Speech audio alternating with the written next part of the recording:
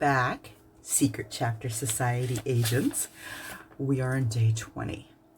That means we have only 4 more days to go. Yes, a lot has happened in this chapter, and a lot is still coming. And there is also an additional book. You'll have to read that one independently. Okay, now, I found this very, very, very, very, very, very interesting. Trude, as a criminal, does have a little bit of a conscience. I didn't expect that. So she considers her credit card, and she doesn't want things on the bill, so she's careful about returning the scooter and returning it in good condition. That's mind-blowing. Like, I didn't expect that. As the criminal, I just thought she just stole everything. But apparently she doesn't steal everything. She just steals certain things. So I put that note in here because I was like, what? Just thought this was interesting. That was a weird word. Not weird word, but a different word, strife. To talk about what she's been going through the past few hours. And then her vanity. Her vanity was really interesting. But again, also, this, and I've got this in my notes here, you know, she cares a lot about how she looks.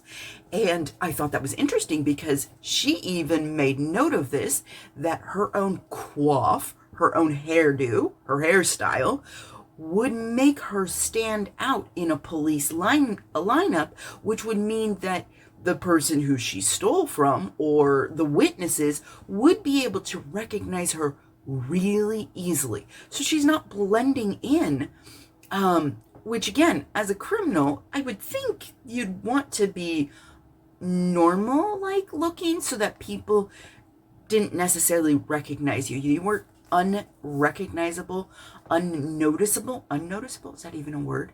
Unnoticeable. Yes, I think it is. But you know, that blending in is important because when a criminal blends in, then you don't know quickly that you've been stolen from, or that this person has stolen something massive. So, you know, that was an interesting thing. That little bit about the Saudi Arabian prince boyfriend. What? What? What? Okay, moving on. So, let's see, where are we on my list? Oh, Larceny, Madden, and the Trudettes getting rounded up by the police, caught red-handed with their contraband. That means things that are illegal. So stuff they stole and things that are illegal to have. Oh, okay. What?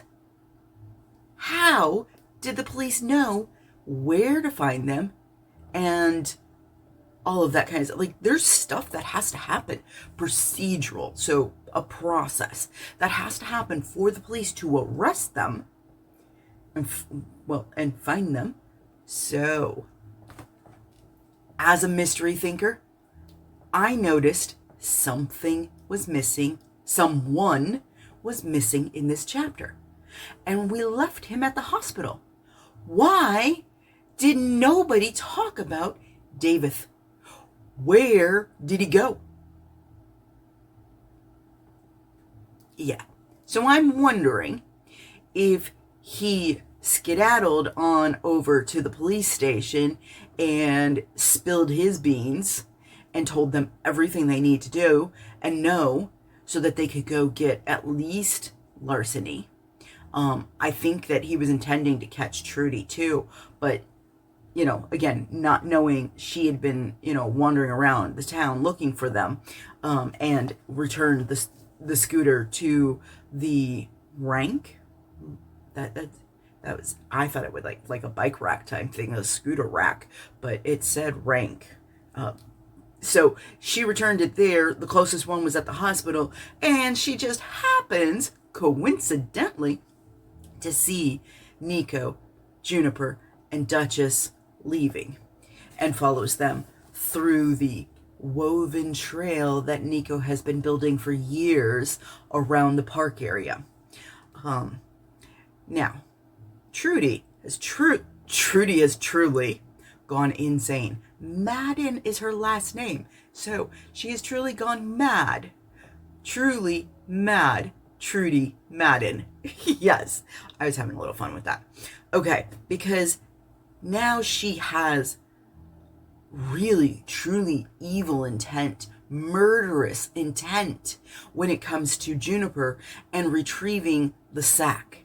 Like, she's lost her humanity, and her dignity, common sense, and wants to do real, true bodily harm. And that's super concerning. My wonder is this an influence, a negative influence of magic being in the air? Because again, I think magic is somehow in the air. I don't quite know, but I think it might be. So I think she's being influenced in a negative way about that.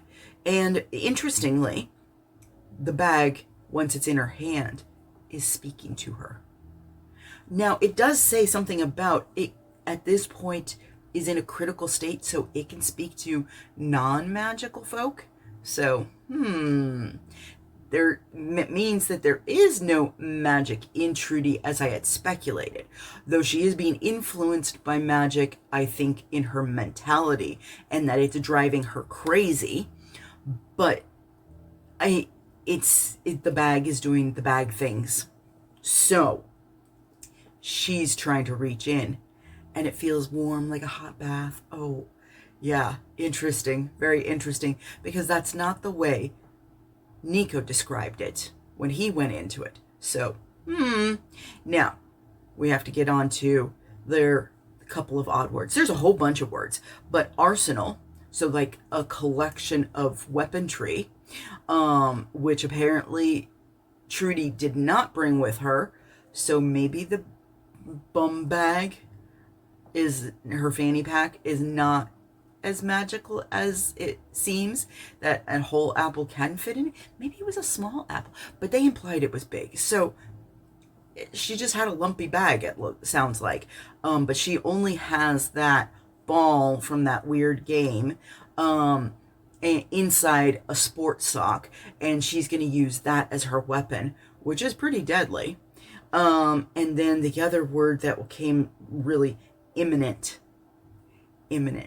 Now, that's like very urgently.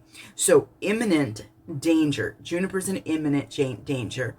And I thought that when Scar came to help defend her, to try and protect her, I thought Santa would realize the commotion, Nico would realize the commotion and come rushing over and help his partner, which I love how Juniper kept, like, I'll save that for later and get really excited about it. Because yes, he called her his partner. They're a team now. But he didn't come over. Oh, and then there's like the time thing. The time was slowing down because of the bag. So I wonder if that was a little bit of influence of he didn't realize what was going on because it was going on so quickly. And it was, yeah. But the cliffhanger of this chapter is the blonde woman who shows up out of nowhere. Mom, Jennifer Lane, is there because Juniper's in imminent danger and she is going to save her daughter. Here we are thinking that Juniper or Nico or even Duchess is going to save Jennifer. But no. Jennifer clearly does not need saving. She is here to save everyone. Okay, so this leads to my questions. 2 of them. Where has Jennifer Lane been all this time? Sub-question to consider, like who was with her? Why was she missing? Like where the who, what, when, where, and why, and how applies completely to this situation. And then my final question: where are the elves? Why aren't they at the park yet? I expected them to be there already. That's it. On to the next chapter. I will see you all tomorrow.